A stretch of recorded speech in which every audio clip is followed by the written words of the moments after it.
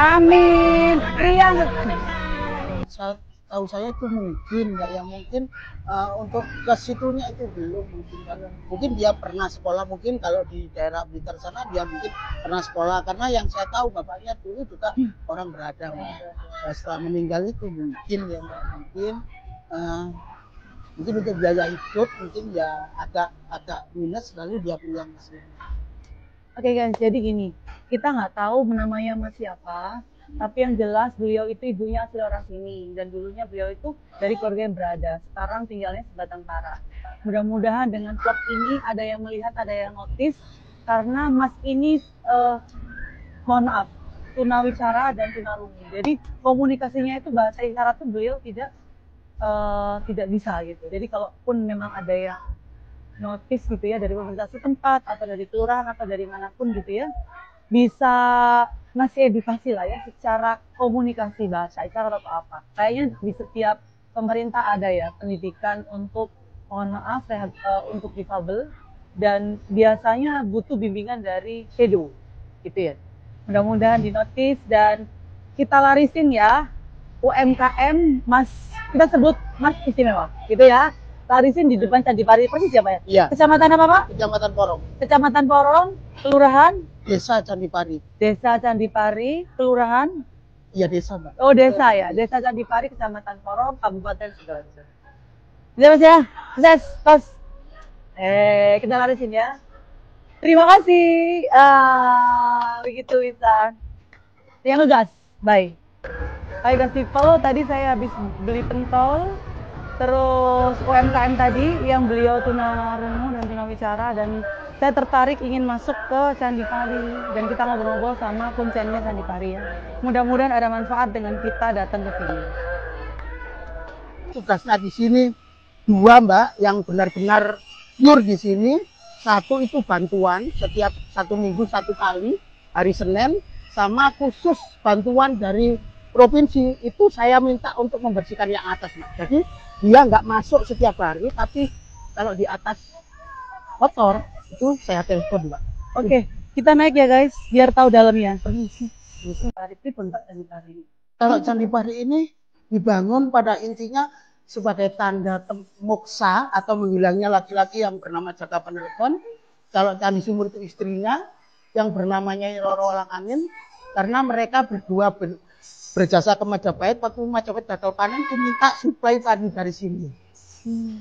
Kebetulan yang punya padi itu 2 pasang suami istri, yang sepasang sudah diboyong ke Majapahit, yang sepasang ini ingin mempertahankan desa Kedungras itu sebagai sumber padinya Majapahit.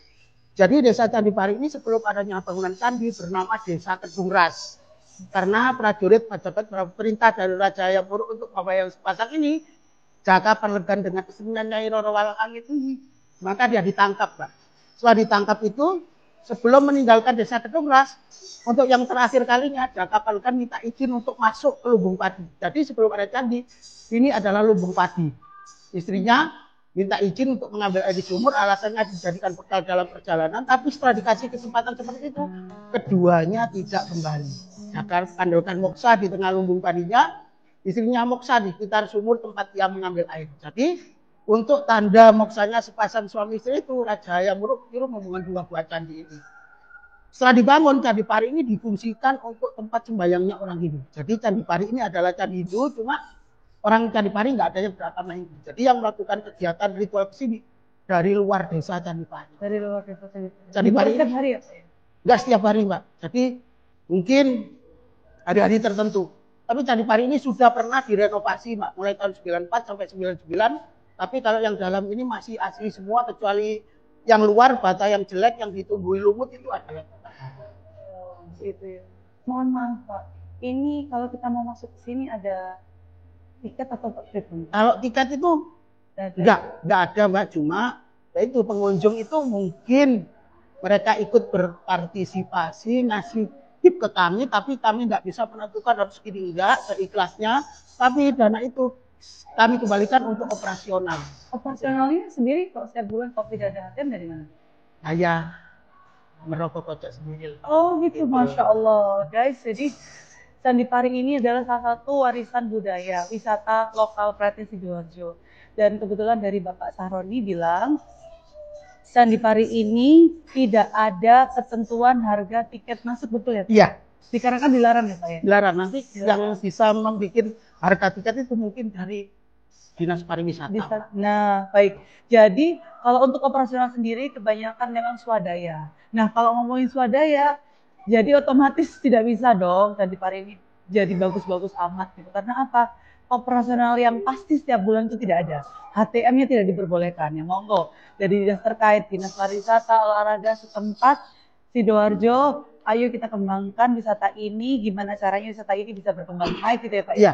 Seluruh warga Sidoarjo tahu ya Pak ya? Tahu. Tapi setelah ada pertunjukan Pak, 2005 itu dari Taman Budaya Surabaya itu baru masyarakat Candi Pari Pak yang tahu, oh dalamnya candi itu seperti ini gitu. Diperlanjut itu dari Dinas Pariwisata Sidoarjo 2016, 2017 itu baru masyarakat di sekitar Sidoarjo itu tahu ini ada candi. Dulu taunya mungkin hanya nama sebuah desa. Betul. Tapi saya sendiri sebagai warga Candi Pari asli, saya pengen masyarakat di sekitar Candi Pari ini bisa memperoleh sesuatu dengan adanya Candi Pari ini. Mungkin dari instansi terkait itu bisa mengedukasi warga. Mungkin setelah yang saya tahu selama saya bekerja di sini 30 tahun itu, setelah foto-foto di sini pengunjung umum loh Mbak, yang ditanya itu kuliner jadinya si Candi Pari. Itu kami nggak bisa mengarahkan. Tapi alhamdulillah sekarang ada Kupang Mbak yang di depan Candi Pari ini. Tapi masyarakat Candi Pari ini belum memperoleh sesuatu dengan adanya Candi Pari ini. Ya, mungkin dia senang punya candi, tapi ada tanda kutipnya. Karena warga di sekitar Candi Pari ini belum bisa menangkap dengan banyaknya pengunjung, Mbak. Karena belum diedukasi sama instansi terkait. Saya inginnya seperti itu, supaya masyarakat sekitar Candi Pari ini terutama itu bisa bangga dengan punya Candi Pari ini. Siap, jadi kita tangkap ya guys, intinya adalah promosi wisata ini. Kenapa? Karena kalau ada wisata di daerah tersebut harusnya masyarakat sekitar itu berdampak. Berdampak dengan apa? UMKM. Contoh kalau kita lihat Borobudur yang sudah keren, kan masyarakat sekitar pasti berdampak dengan apa? UMKM setempat. Nah, pengennya mudah-mudahan ini oleh pemerintah terkait dibikin seperti apa Candi Pari ini, di model seperti apa, biar bisa diangkat lokal pride-nya, banyak warga yang datang dan dijadikan seperti sentra wisata kuliner gitu ya. Jadulnya Sidoarjo. Nah ini warisan budaya kita harus kita jaga. Mak Sahroni matur suwun. Terima kasih, mudah-mudahan dengan tayangan ini semua bisa datang ke sini, berbondong-bondong ke sini. Tolong promosikan wisata ini guys. Kalian Gen Z harus datang. Saya ngegas balik, mati.